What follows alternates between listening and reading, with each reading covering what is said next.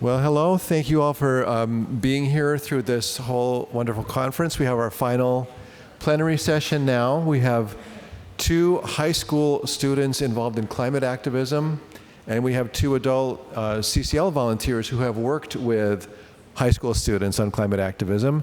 And I'm going to let each of these folks introduce themselves briefly, and then they're going to take it away. So welcome our four panelists.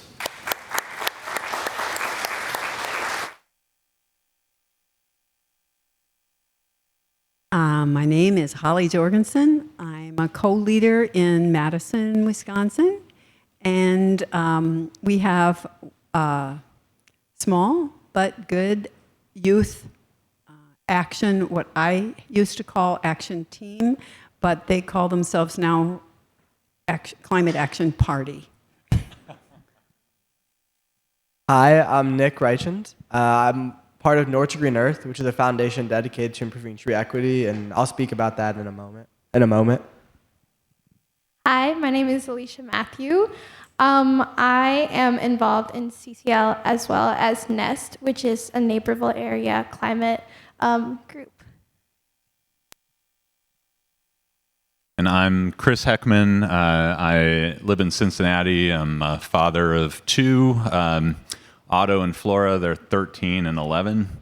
And I helped found the Cincinnati chapter back in 2012, and Madeline Para helped with that. So wanted to give her a shout out there. And most recently, I helped the local high school students who had reached out to us help the school district, commit to renewable energy and electrify all their buildings, 65 buildings. So Nick, tell us more about Nordstrom Green Earth and the work you do with them. Okay, so for starters, North to Green Earth is a foundation dedicated to improving tree equity in the greater Chicagoland area. But what really is tree equity? And tree equity means that we believe that all communities should have equal access to the benefits that trees provide. And to do this, we plant trees and help out with green spaces in areas that don't have a lot of green spaces or have been historically redlined, which is another reason that they don't have a lot of green spaces. We use a method called the Miyawaki method, which was created in Japan by Dr. Akira Miyawaki to basically make small forests in these areas. Now, the Miyawaki method is a pretty complex process, but the important part is that we plant all native species in a small, densely packed area, which increases to the tree canopy and also allows the forest, the green space, to become self-sustainable and grow up to 10 times faster. Now, we've completed two projects at North to Green Earth, both in Markham, the first one being a Miyawaki forest in Markham, right by the courthouse. And also we've created a nature nook, also using the Miyawaki method, at the Markham Public Library, where children now use as a space to read books, and there's also story time there. So just a lot of improving the community. Now, as for me, I'm the president of the Youth Activist League there, and my role basically means that I reach out to different organizations, I help plan, and I also do tabling and spread awareness at different places. For example, we partnered with Patagonia, and we go there every couple months and just table at their location in Fulton Market. It's in the city. And we also go to the annual, there's a lot of other things we do, but we go to the annual Fall Festival at LaBelle Woods every year, and also at University of Chicago, where we speak with a lot of other people that are interested in climate activism, just like this. What's so special about us is that we're really big on community. For example, at the Miyawaki Forest, which we planted in Markham about 2 years ago, we had a lot of volunteers from the Markham community, as well as a local middle school from that area. I think you've shared all the information. What does the Volunteer League do? I did just speak about that. I went on a little bit of a tangent, but we really just try to spread awareness, recruit volunteers, and go out to different places and kind of just talk about what we do. Obviously, we're a nonprofit, so we try to get donations. We've recently received grants from lots of different places because that's how we're funded. And yeah, that's what we do. So, Alicia, how did you get involved with climate change advocacy? And was it through CCL or through NEST? And would you talk about NEST, please? Sure. So I started off with climate advocacy initially through NEST. So as far as NEST goes, there's a lot of acronyms. So I'm just going to lay them all out really quickly. NEST is a Naperville Environment and Sustainability Task Force, and they have an initiative, which I'll mention later, called BLAST, which is Building Leadership Around Sustainable Transformation. And it's kind of like a high school specific program. So as far as what NEST is and what it does, it's basically like a community interest group for changing environmental policies and decisions that are made in the Naperville area, which is a city in Illinois.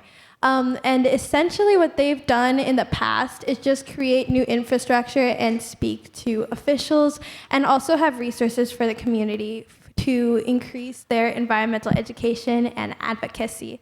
Currently what they're working on is this contract that we have with IMEA, which is an energy company, to try and transition Naperville out of coal usage. So I'm kind of indirectly involved with that. My work is a little bit more with the plastics issue and with engaging high schoolers, but that is something that the organization is very strongly focused on right now. What kind of volunteer work do you do with CCL? Sure. So I joined CCL very, very recently. And what I have done with them so far is talk to a couple of elected officials through Zoom meetings, which was honestly a really great experience for me.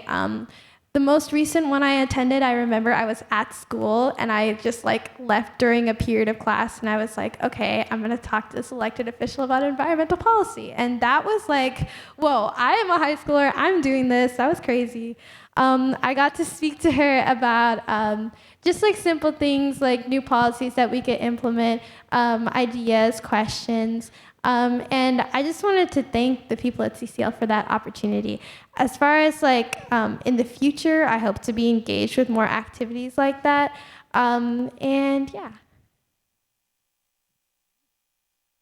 What's helped you involve other youth in climate advocacy?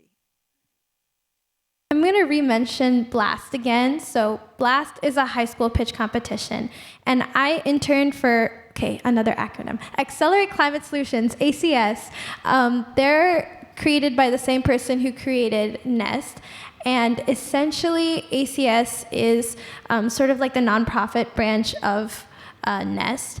And as far as that goes, my 2-year, I believe, internship with them allowed me to create BLAST, which is this pitch competition for high schoolers to get funding, support, mentorship for their environmental ideas.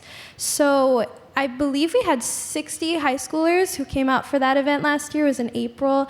I was also at that event. I created a database for plastic bag recycling. And I'm not sure if you all know about this, but a bill was recently passed in the state of Illinois to require climate education in schools. That was passed as a BLAST project. So that was made by Grace Brady. I know, round of applause for her. She's amazing. Yeah. So she was our first place winner for the BLAST competition because of this bill that she passed. It was recently signed into law. And that was through her mentorship by, I think, Senator Yang Rohr, I believe. That was created as a result of this competition that gave her the mentorship and resources to do that.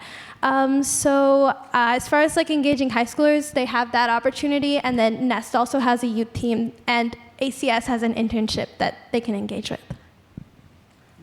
Thank you. So Chris, you said a little bit about your electrification. Would you say more? And was that where you got started working with youth? You said you had children, so. Yeah, thank you, Holly. So I have some slides back here. No, that's not where I got started. So my children, just thinking about, trying to impact the organizations that I'm involved with, I reached out to some of their teachers and administrators. I actually knew a school board member and asked if I could go talk to a couple of classes and just light stuff like just pollution and heat waves and like how do they get to school and how they benefit from energy. And, you know, we touched on some of the bad stuff, but I could tell that they wanted to do something. So I suggested a statement that the students could sign, and it got passed around the school, and I was surprised that 191 of the students from every class in the school signed this statement.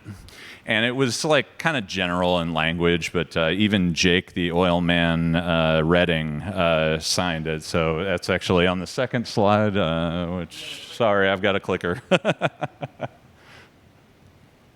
Let's see if it goes. Here we go. Yeah, right down in the corner. You can't really see it that well. Anyway, the next semester I'd started a small climate club at the same school. It was a very small school. And around that same time, Sharon Bagatelle, she leads the National Youth Action Team, she had created the Great School Electrification Challenge. And it was great timing because it was to encourage school districts to be able to take advantage of the money that was just passed with the Inflation Reduction Act, and a lot of people didn't know about it. And around that same time, another climate club from a different school reached out to our chapter and was asking, hey, could you come and talk to us about what you do? And so Kelly Patterson's over here with us, and we reached out. She's the group leader for our chapter. And we got to see this is a big group to me. The climate club that was at my kid's school was like 3 kids. So I was really happy that there was an active group, and they really liked the challenge when we talked about it. They liked it for a couple of different reasons. It was a step-by-step guide. They gamify some of the steps and encourage other school district groups to compete against each other. And they liked that it was an intergenerational kind of activity. We caused this problem, and it's a problem that students hear about, and they don't necessarily know what to ask for. So this was a very specific ask, so I think they really appreciated that. And you might think that schools are going to electrify their buildings and buy solar panels eventually anyway, but the truth is that most districts do not have a sustainability staff. They don't know the benefits of going electric, cleaner air in the schools and cleaner air in the communities, and lower operating costs, and they're not looking for the IRA incentives. So being able to, make them aware of that's really, really great.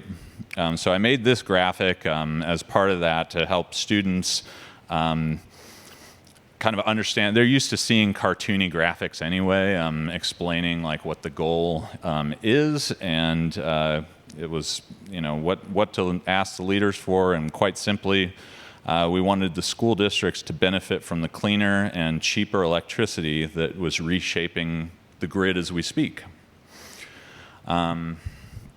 So we started at the end of last school year and met weekly about the challenge. So has anybody written a resolution for an organization to pass, like a large one? Okay. They're boring, but they're, and it's hard to keep the kids' attention. So we would meet regularly and talk about it in steps. But it's really great, and it's super important because it sets a priority for the administration to follow. And we wanted to show the school board in various ways that students across the district wanted these changes, not just the handful that were coming to the meetings, and talking with them. So we would do things like this, and they set up an online petition. And like Alicia said here, there's so many things I love about this picture.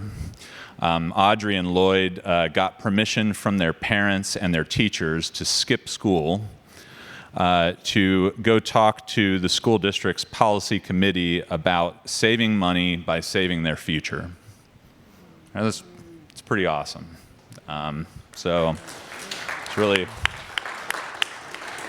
happy to be a part of that. I certainly didn't do that as a student. These were the 3 students at the smaller school. So Autumn, Lloyd, and Ashlyn. And on March 18th, the Cincinnati School Board voted unanimously to commit to renewable energy and electrify their buildings. And less than 10 students brought change to 30,000. So it's pretty great.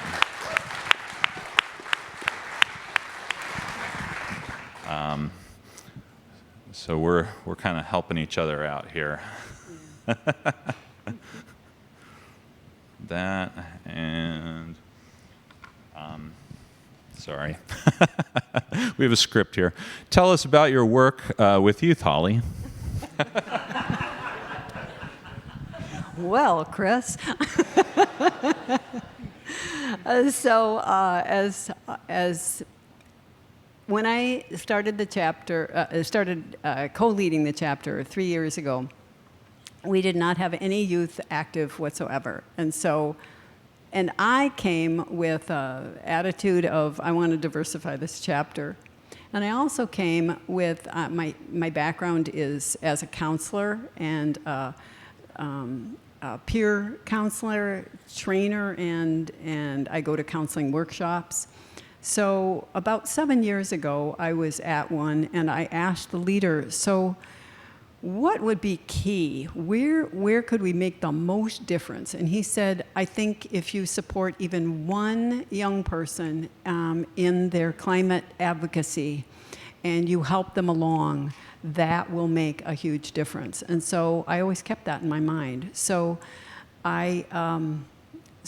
when I suspected that somebody volunteered or signed up for CCL, I decided, okay, I'm going to jump on that. And I met the first one after this decision, who happened to be Indian American. So I got, I'm working on it here. All of a sudden, the chapter's a little more diverse.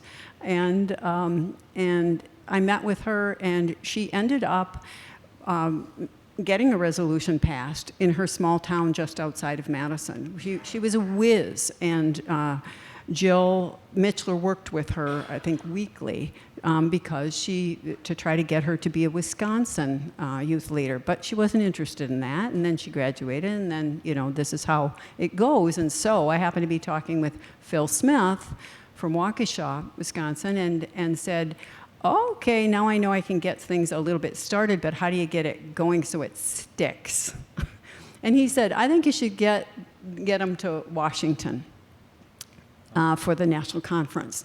And I took these guys who I asked, I take their answers seriously. So we aimed for the new incoming people, which was slow for a while. We had to have an art party in which people made art and messages, put it in a book to send to our representative or to carry there.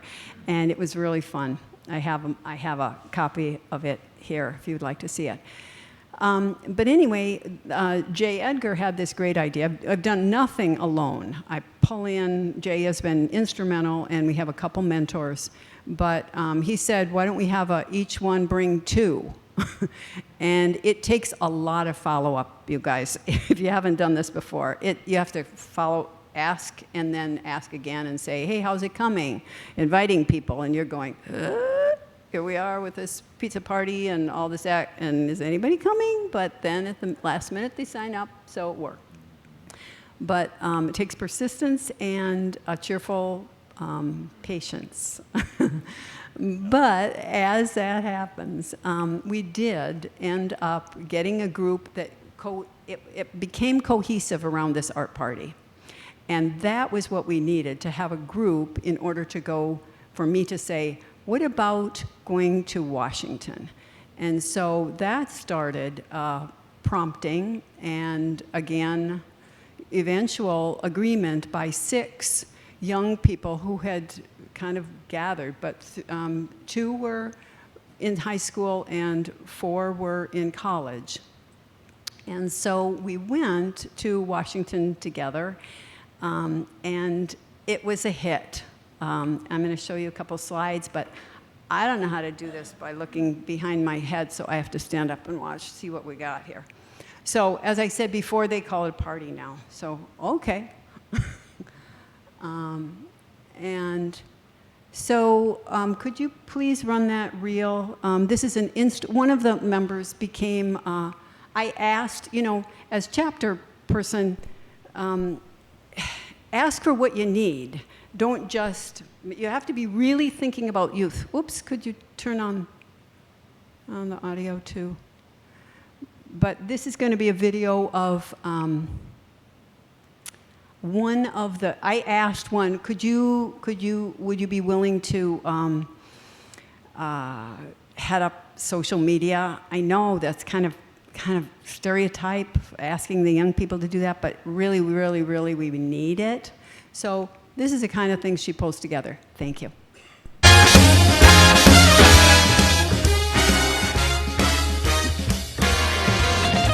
Hi, people. Hi, people.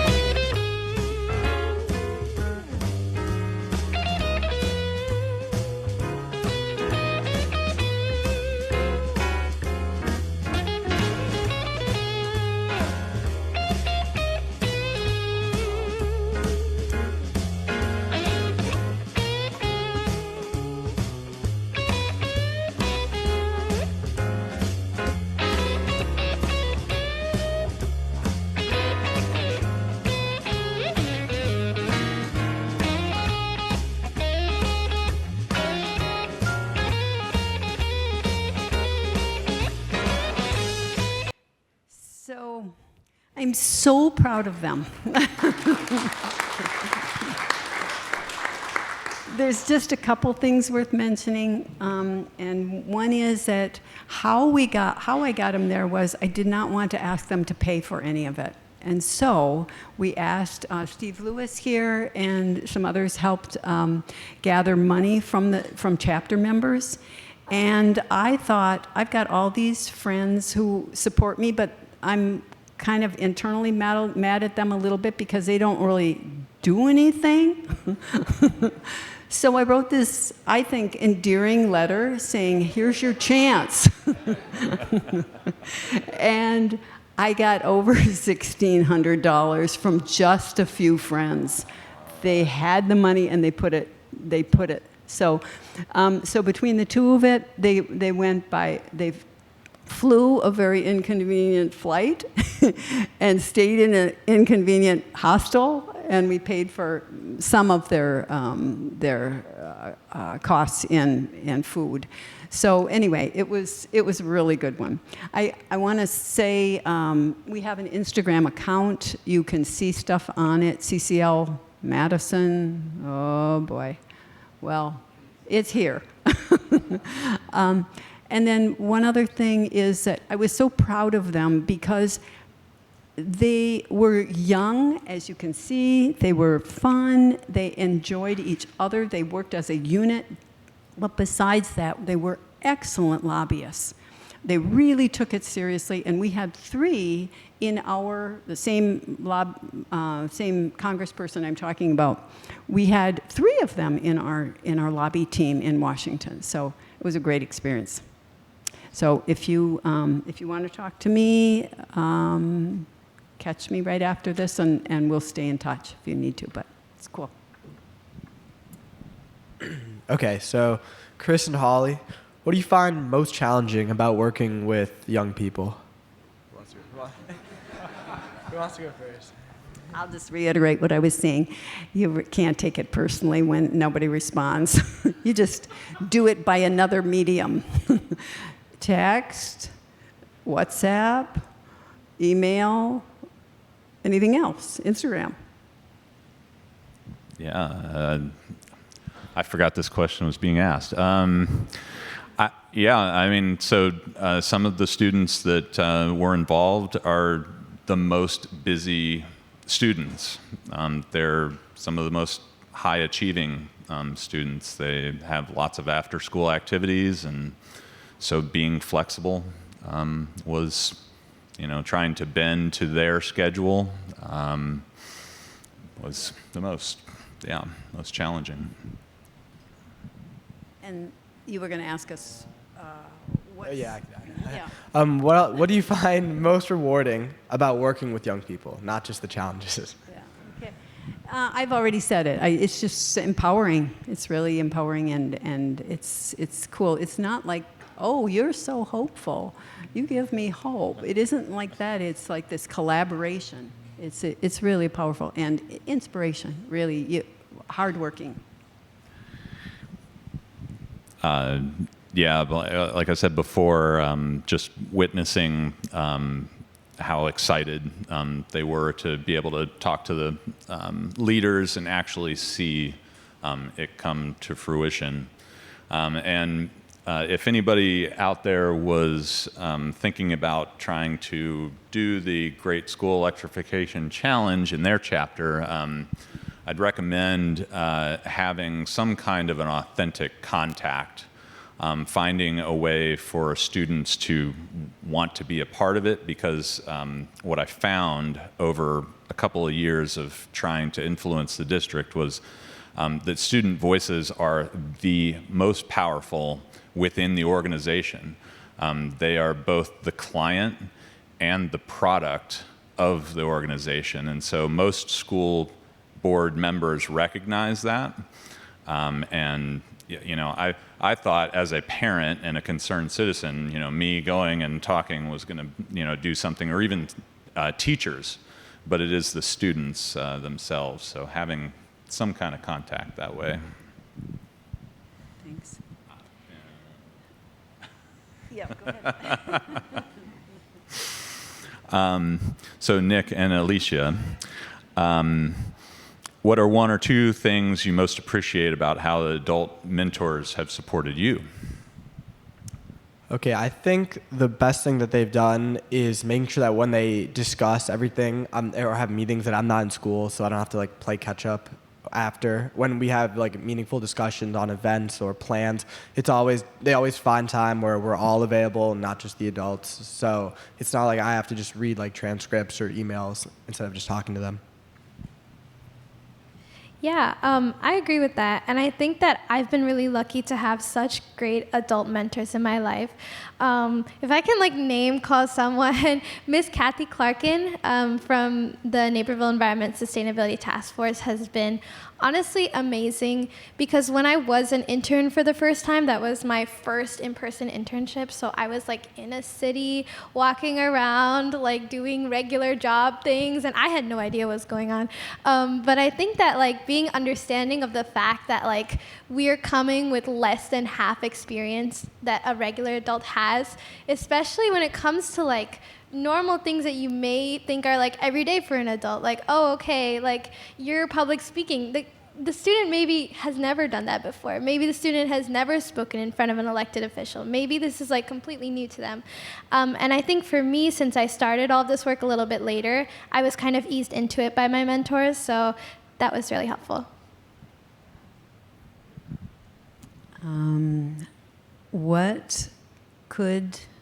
What would be even better?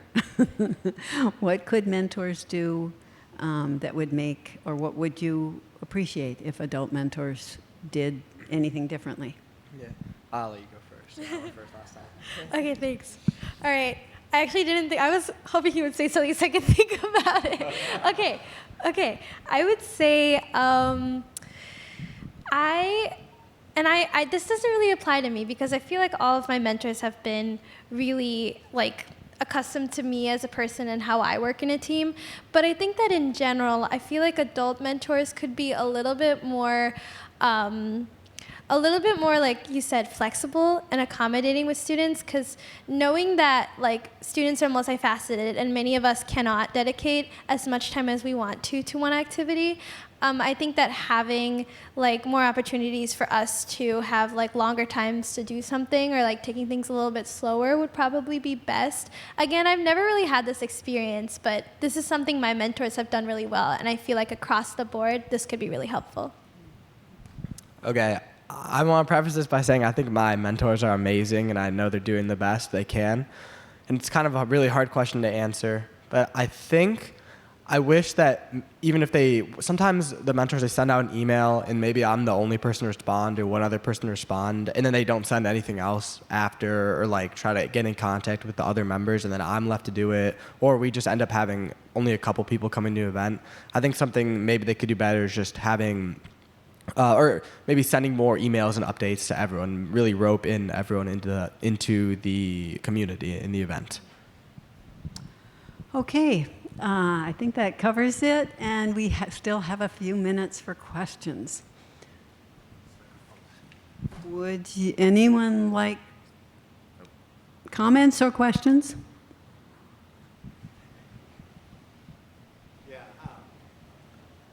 Can you hear me? Yeah. So I just wanted to make a comment, and it's my own reflection on, I was the lobby meeting leader this past June with Holly and one of your high school students, maybe several. But I still remember we all do these prep meetings, right? On Zoom, I think we were on, and we were going through roles. Who's going to do what? And I forget if this young high schooler said she would do anything we wanted. And somebody said, well, why don't you do the pitch for the main ask? And then maybe it was permanent reform, and went through my head, because I'm a very detailed kind of guy, and have done a lot of this. I said, oh my God, we can't have this is my head, a high schooler doing this, right? Will she be able to respond to questions? How is this going to go? And I was so negative in my head, and I didn't say anything right away. I just kept it back. And for whatever reason, I have had some follow-up, and I expressed my doubts on this. And it turned out, I finally said, yeah, all right, let's give it a shot. Anyway, as it turned out, I was blown away. She did such an excellent job in the presentation, in everything. And it was a lesson for me to sit back and realize that these high schoolers can be dang sharp. And she was totally smooth. Anyway, it was a wonderful experience. I just loved it, and I learned a lesson. Thank you. Poise. Talent and poise. Remarkable.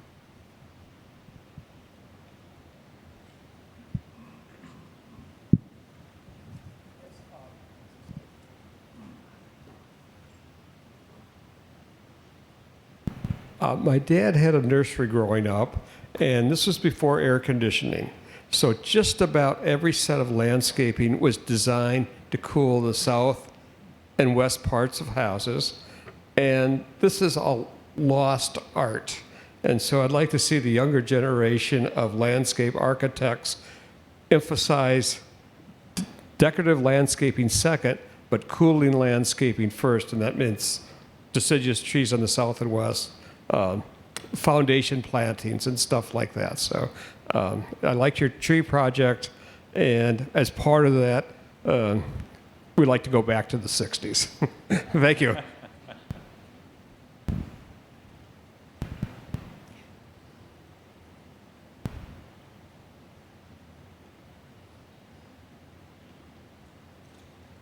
Hi, so thanks so much, first of all. That was super informative. I guess I had a question kind of from the youth perspective. So I'm in the process of starting up a chapter of CCL at Michigan State. I'm a senior there, so I guess what resources would you recommend that I take advantage of in that environment to get the most support and mobilize people? You're still very tiny, so.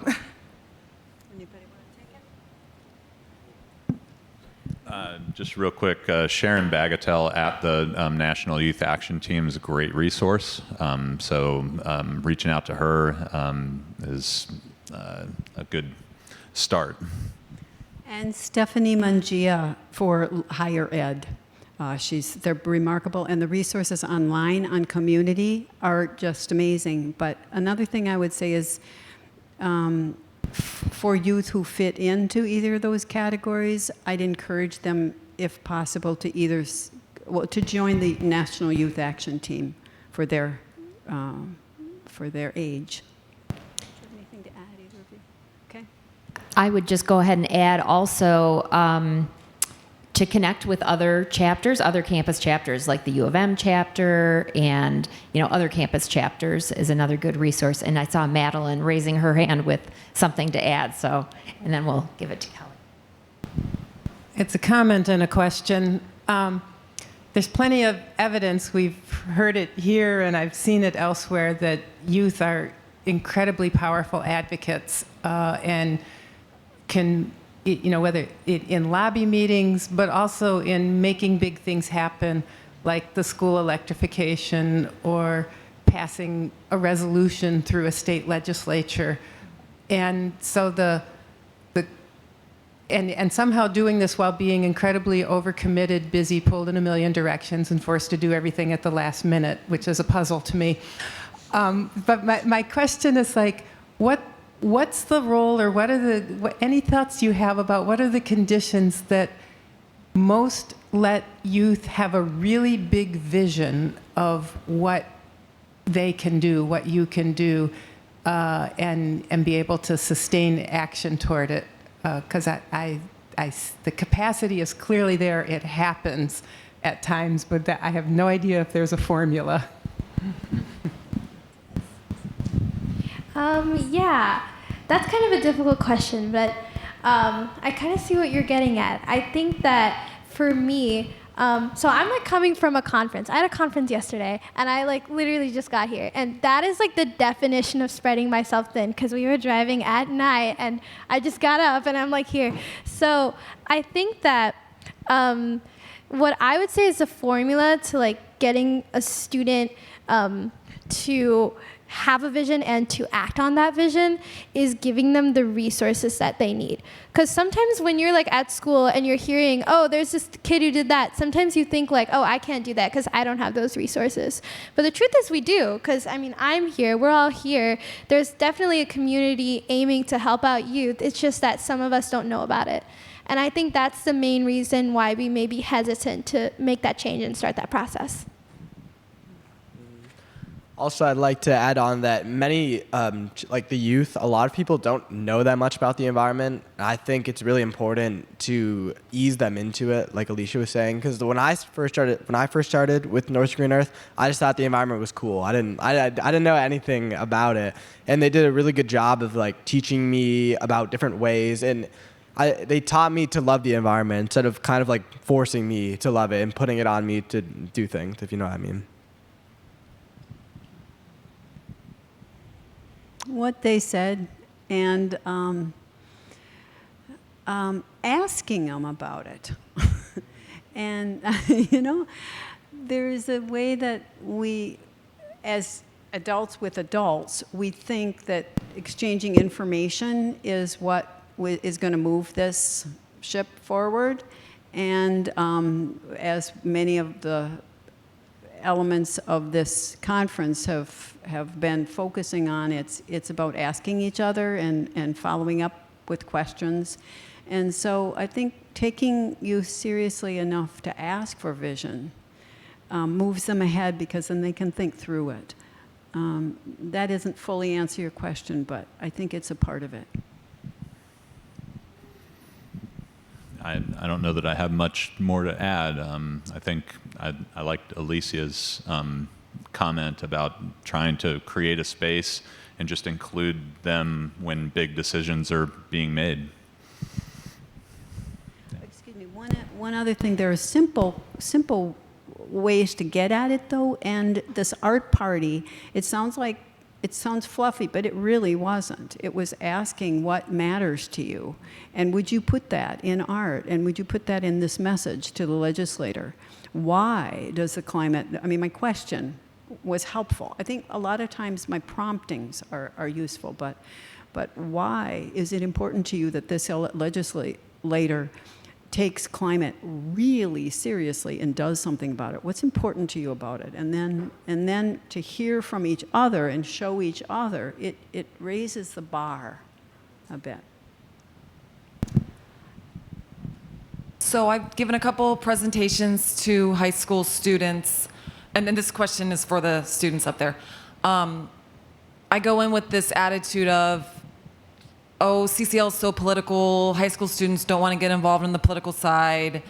I'm worried they'll hear about us and not be interested, and so I feel like, oh, I got to talk about something else they could do, like composting. Or do you feel like I'm wrong and it's reasonable to assume that high school students would be interested in talking to their school board or legislators? Probably better. Yeah. Okay. So at my high school, I'm in AP Government, and we have a program called Civic Engagement. You have to do 45 points per semester of community work. And the minute they heard the word school board meeting is 15 points, so many people, the public comment list was 3 sheets long. Like all the way down the paper was public comment by a student. And that I understand is incentivizing, but taking the choice to take AP Government is a choice by the student. If they care about policy, they are in that class. And them being in that class means, okay, they're gonna sign up for that. They're gonna go to that school board meeting. They're gonna go to that city council meeting. So I think that in every single school and every single community that you're going to go to, there is a subset of students who are interested in what you're bringing to the table. I think you just need to find that niche. And a good way to do that is to just look at classes, look at specific like interest groups. Like at my school, we have citizens. So it's like literally called Citizens. And they do like public advocacy work. They do lobbying and all that. So if there is a group like that at a high school, then they would totally be interested. I think that like just generally going into a class, it may be kind of hit or miss, but if there's a specific group, then I think they would be interested. I think that's very well said. I mean, there's gonna always be some people that are more interested in the political side, like lobbying, and then also more people that, and also a side of people that are more hands-on and kind of just want to like do composting or create. And I think applying to both sides, of the like this children is really the best way to do it. Have we reached the end of our time? Okay, super. Here, we're in a room with a lot of experience, and experience is super, super valuable in this work. And I was curious, what is something that lack of experience that youth can bring to the table that may be overshadowed by all the experience that we can bring sometimes?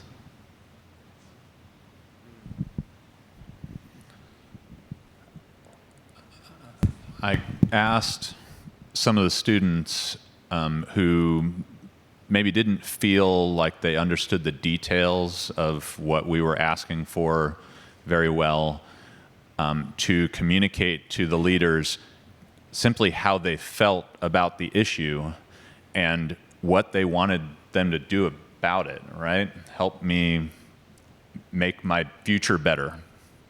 And one girl came up and she shared a poem that she wrote after she witnessed the fires in Maui and how devastating that was. And so I think, you know, there's a lot of, there are some people in this room who understand the science of everything, but I think we all understand this issue well enough that we're wanting to act.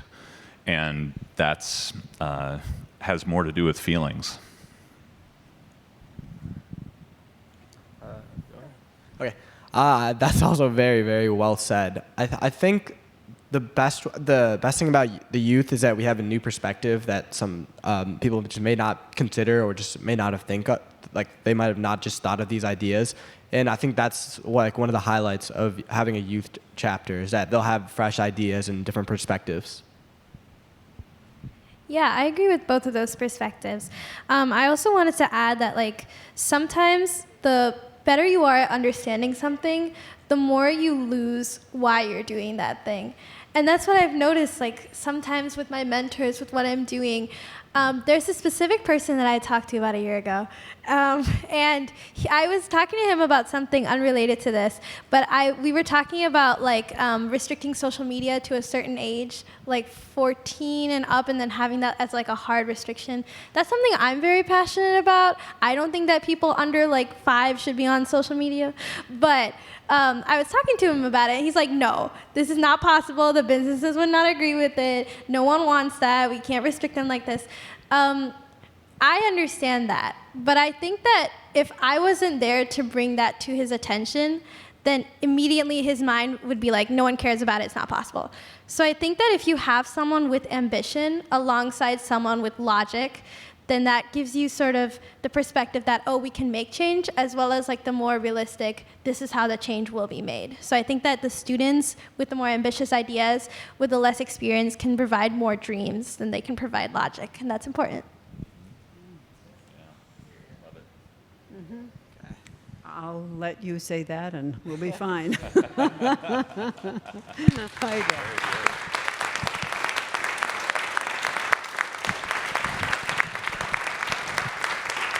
Thank you.